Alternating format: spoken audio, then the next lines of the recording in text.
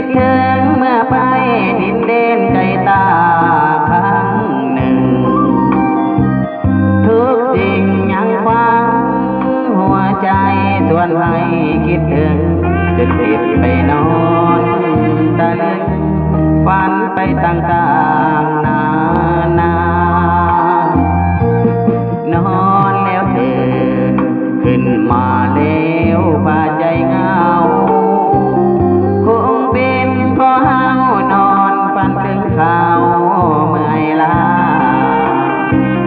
แม้แต่ความฝันนั้นยังบอกว่าน้องแก้วตายืนโบกมืออำลาแล้วก็นี่นาห่างไกลจำเป็นต้องจากพาไปหัวใจเป็นห่วงไปตามทางตามดวงห่วงเขาก็สิ้นความหมายถึงจะอยู่เฮาก็อยู่ผู้เดียวเรื่อยไปคงมีแต่ความซ้ำในซ้ำไปตลอดชีวานอนแล้วตื่นขึ้นมาแล้วหลับบ่ลงคงยังพะวงมัวคิดหลงไหลใบหน้าโอ้บอกว่าสุดหัวใจแม่แก้วตาแต่ก็จำต้องจากลาคิดว่าวันหน้าคงมาพบกัน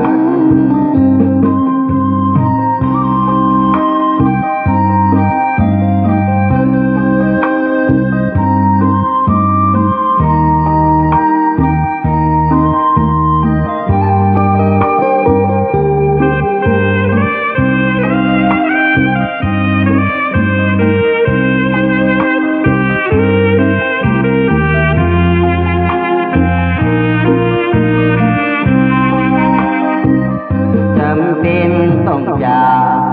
พาไปหัวใจเป็นห่วงไปตามทางตามดวงห่วงเขาก็สิ้นความหมายถึงจะอยู่เฮาก็อยู่ผู้เดียวเรื่อยไป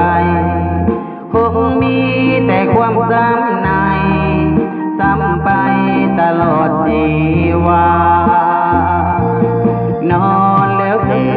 นขึ้นมาแล้วหลับบ่ลงคงยังพะวงมัวคิดหลงไหลใบหน้าโอ้บอกว่าสุดหัวใจแม่แก้วตาแต่ก็จำต้องจากลาคิดว่าวันหน้าคงมาพบ